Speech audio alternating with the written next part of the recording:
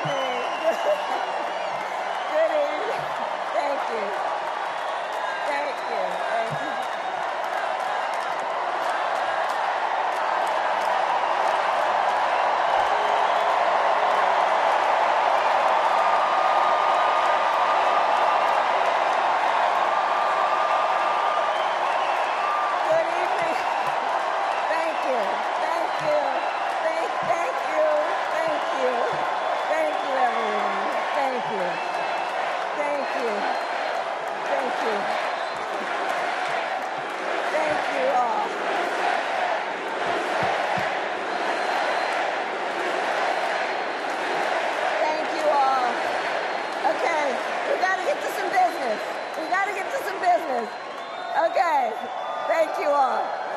Okay, thank you, thank you, thank you, thank you, thank you, thank you, thank you, please, thank you, please, thank you so very much. Thank you, everyone. Thank you, everyone. Thank you. Okay, let's get to business. Let's get to business. All right. So let me start by thanking my most incredible husband, Doug, for being an incredible partner to me, an incredible father to Cole and Ella, and happy anniversary, Dougie.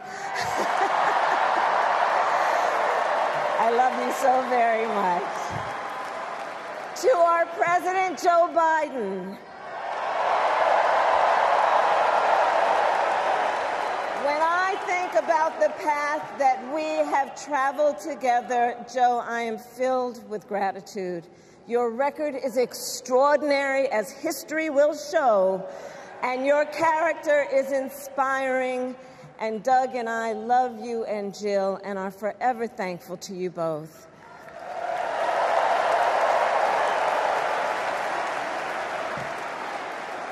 And to Coach Tim Walz,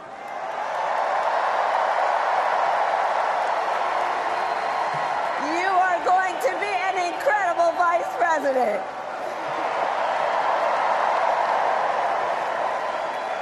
To the delegates and everyone who has put your faith in our campaign, your support is humbling.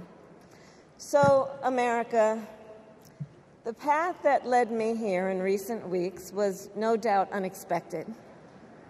But I'm no stranger to unlikely journeys. So, my mother, our mother, Kamala Harris, had one of her own. And I miss her every day, and especially right now. And I know she's looking down smiling.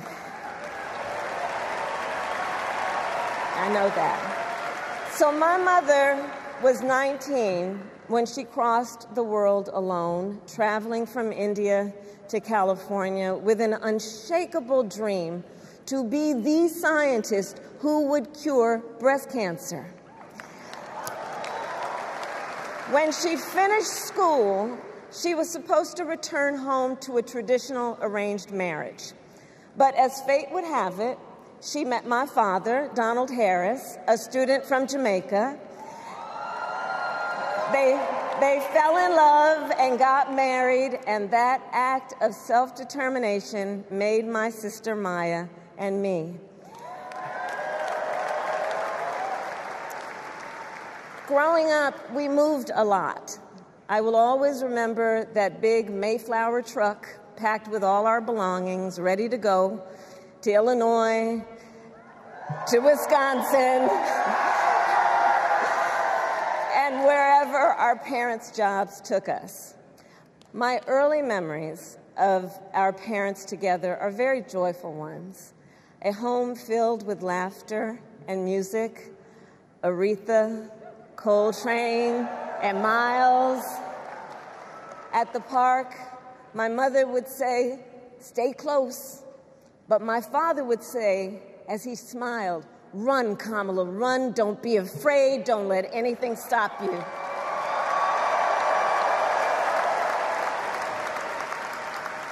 From my earliest years, he taught me to be fearless. But the harmony between my parents did not last. When I was in elementary school, they split up, and it was mostly my mother who raised us. Before she could finally afford to buy a home, she rented a small apartment in the East Bay. In the Bay, you either live in the hills or the flatlands. We lived in the flats, a beautiful working-class neighborhood of firefighters, nurses, and construction workers, all who tended their lawns with pride. My mother, she worked long hours, and like many working parents, she leaned on a trusted circle to help raise us. Mrs. Shelton, who ran the daycare below us and became a second mother. Uncle Sherman, Aunt Mary, Uncle Freddie, Auntie Chris, none of them family by blood, and all of them family by love.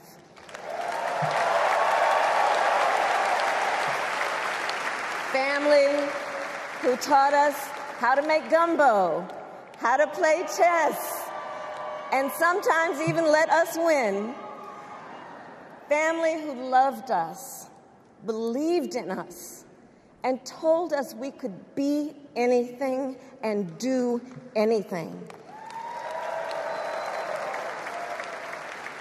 They instilled in us the values they personified: community, faith, and the importance of treating others as you would want to be treated, with kindness, respect, and compassion. My mother was a brilliant, 5-foot-tall brown woman with an accent. And as the eldest child, I saw how the world would sometimes treat her. But my mother never lost her cool. She was tough, courageous, a trailblazer in the fight for women's health, and she taught Maya and me a lesson that Michelle mentioned the other night. She taught us to never complain about injustice, but do something about it. Do something about it. That was my mother. And she taught us, and she also taught us, and never do anything half-assed. And that is a direct quote. A direct quote